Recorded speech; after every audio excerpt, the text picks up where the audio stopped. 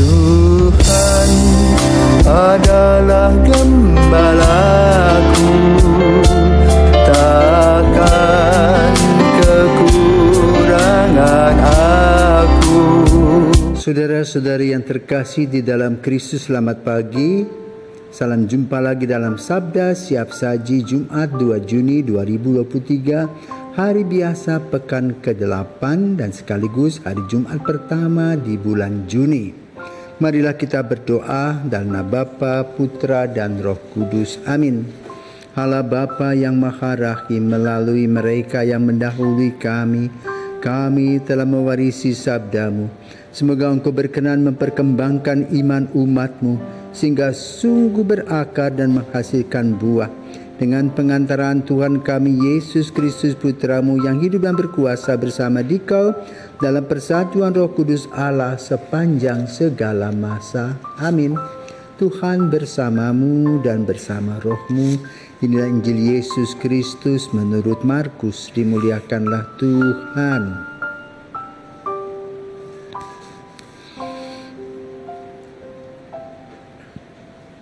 Markus bab 11 ayat 11 sampai dengan 26.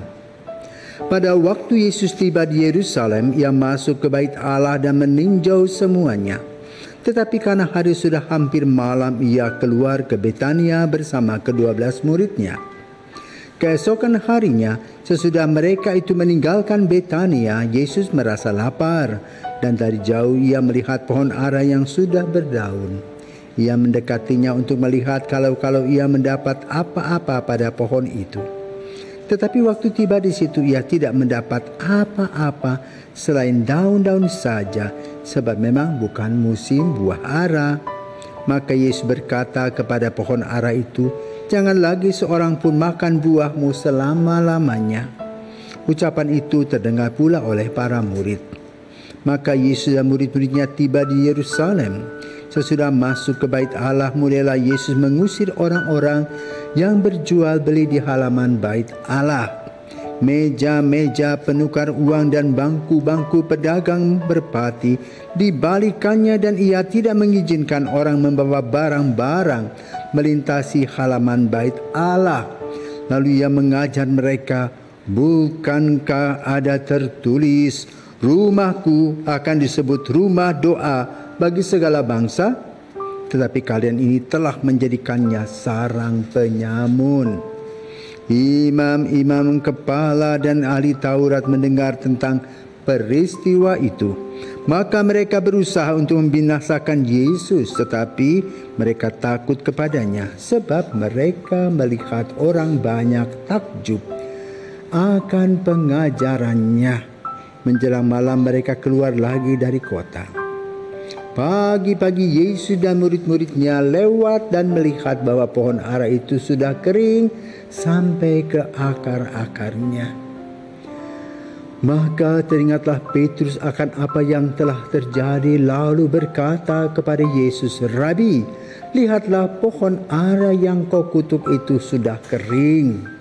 Yesus menjawab mereka, "Percayalah kepada Allah. Aku berkata kepadamu, sesungguhnya barang siapa berkata kepada gunung itu, beranjaklah dan tercampaklah ke dalam laut, maka hal itu akan terjadi. Asal ia tidak bimbang hati, tetapi percaya bahwa apa yang dikatakannya itu akan terjadi. Karena itu aku berkata kepadamu, apa saja yang kalian minta dan kalian doakan akan diberikan kepadamu, asal kalian percaya bahwa kalian akan menerimanya. Dan jika kalian berdiri untuk berdoa, ampunilah dahulu sekiranya ada barang sesuatu dalam hatimu terhadap seseorang, supaya juga Bapamu di surga mengampuni kesalahan-kesalahanmu. Tetapi jika kalian tidak mengampuni, maka Bapamu yang di surga juga tidak akan mengampuni kesalahan-kesalahanmu." Demikianlah sabda Tuhan. Terpujilah Kristus. Saudara terkasih, di Mesir ada gereja sampah. Gereja sampah itu adalah gereja atau gunung yang dipindahkan sekitar 3 kilometer sebelah timurnya. Kenapa? Karena ada satu orang dulu yang abad ke-6 ya. Ketika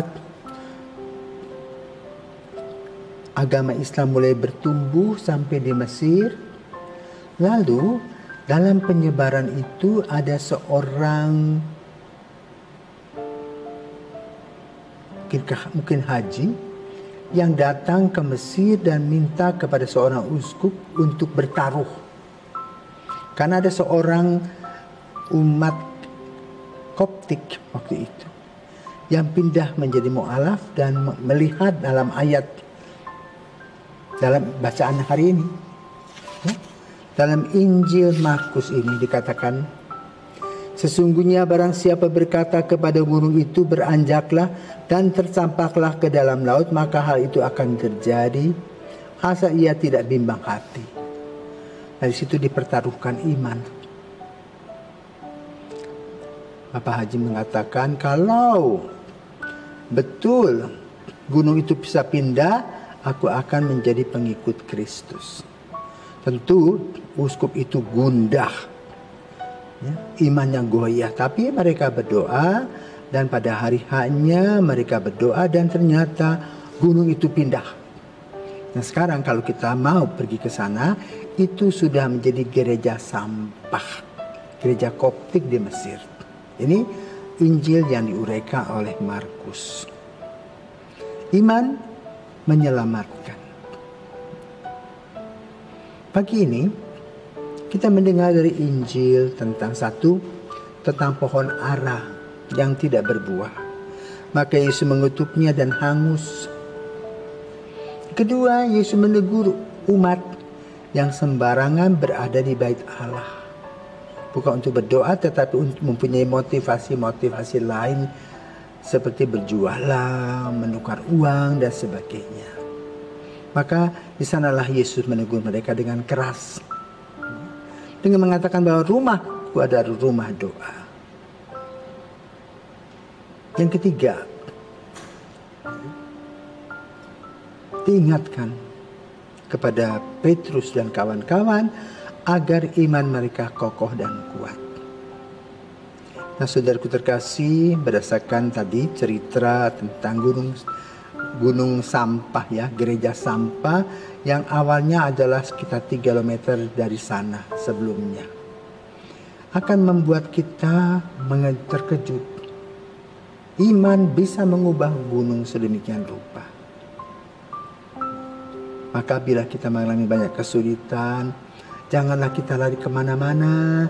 Kita duduk pada Yesus, kita berdoa kepadanya dan minta untuk bisa berbuah.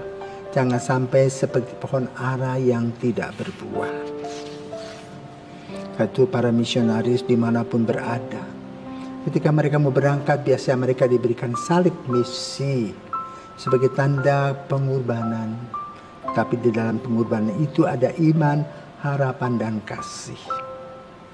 Maka kalau kita amati misi yang ada di bumi ini luar biasa, bertumbuh dan berkembang karena iman para misionaris. Injil pada hari ini mengajak kita untuk menjadi orang yang beriman, melihat bahwa karya Tuhan lebih daripada rasa takut kita. Karena Tuhan selalu memelihara orang-orang yang berkenan kepadanya. Nah, yang terakhir adalah dalam relasi dengan orang lain kita harus saling mengampuni, membersihkan hati dan pikiran kita, menjauhkan kita dari kegelapan sehingga karya misi kita tetap terang benderang. Baik di dalam keluarga maupun di dalam komunitas.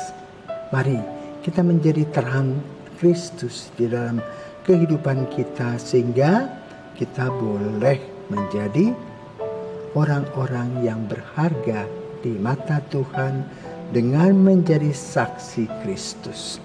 Karena itu Injil pada hari ini berkonteks satu. percaya kepada Yesus. Kedua, tahu diri di mana kita menempatkan diri, duduk di mana, berdiri di mana, sehingga kita tidak salah arah. Yang ketiga, kita mempunyai kompas kemana kita mau berangkat, dan kompas itu adalah Kristus. Agar kompas kita betul menyatu, maka kita harus membersihkan diri melalui pengampunan dosa. Kalau kita mau berangkat kemanapun, sakramen tobat menunggu, berkat Tuhan menanti, dan selanjutnya kita akan diberkati Tuhan. Tuhan menyertai dan memberkati kita. Amin.